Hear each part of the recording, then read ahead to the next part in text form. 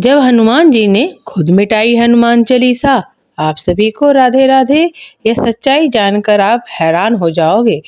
एक प्रसिद्ध लोक कथा के अनुसार गोस्वामी तुलसीदास जी जब हनुमान चालीसा की रचना कर रहे थे, तब वे प्रतिदिन जो चौपाइयाँ लिखते थे उन्हें रात्रि में बहुत संभाल कर रखते थे। परंतु जब प्रातःकाल उठकर देखते तो आश्चर्यचकित रह जाते। रात में लिखी गई कुछ पंक्तियां मिट चुकी होती थीं। यह घटना कई दिनों तक होती रहती।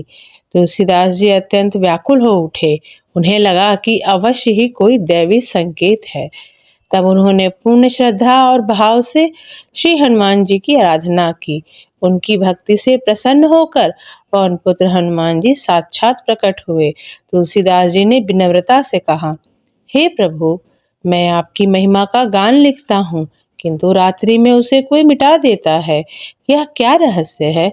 तब हनुमान जी मुस्कुराए और बोले, हे तुलसी, वह लिखावट मैं ही मिटा देता हूँ। यह सुनते ही तुलसीदास जी हनुमान जी के चरणों में गिर पड़े। तब हनुमान जी ने स्नेह पूर्वक कहा, यदि प्रशंसा ही करनी है तो मेरी नहीं, मेरे प्रभु श्री राम की करो। सेवक की महिमा तभी शोभा पाती है जब स्वामी का यश गाया जाता है। यह सुनकर तुलसीदास जी को तुरंत रामचरितमानस के अयोध्या कांड का प्रथम दोहा स्मरण हो गया।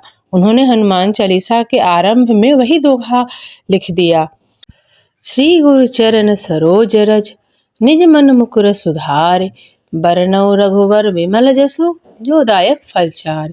तब हनुमान जी ने कहा, तुलसी, इसमें तो तुम रघुवर का यश गा रहे हो, मैं तो रघुवर नहीं हूँ।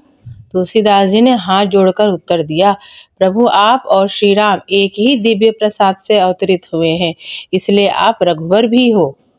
तुलसीदास जी ने एक प्राचीन प्रसंग सुनाया। ब्रह्मलोक में एक सुवर्चला नाम की एक अप्सरा रहती थी। एक बार वह ब्रह्मा जी पर मोहित हो गई। इससे क्रुद्ध होकर ब्रह्मा जी ने उसे गिद्धी बनने का श्राप दे दिया। अप्सरा विलाप करने लगी। तब ब्रह्मा जी को दया आई और बोले, अयोध्या में राजा दशरथ के यज्ञ में जो दिव्य प्रसाद वितरित होगा, तू कैकेयी का भाग उठा कर ले जाएगी। उसी समय माँ अंजना भगवान शिव से पुत्र की कामना कर रही होंगी, तब तुमको वह प्रसाद उनके हाथों में देना होगा। इस प्रकार तुम्हारा उद्धार होगा।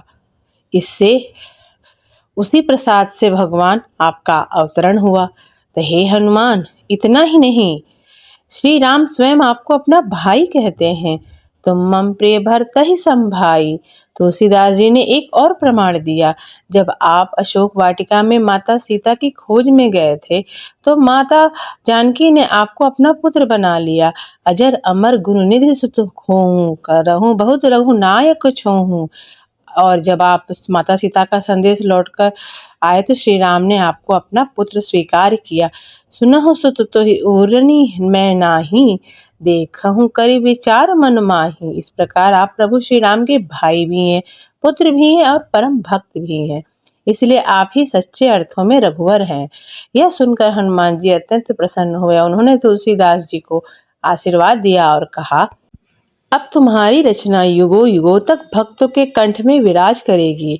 और तभी से हनुमान चालीसा संपूर्ण रूप में प्रकट हुई, जो आज भी करोड़ों भक्तों को संकटों से मुक्त कराती है। जय श्री राम, जय हनुमान।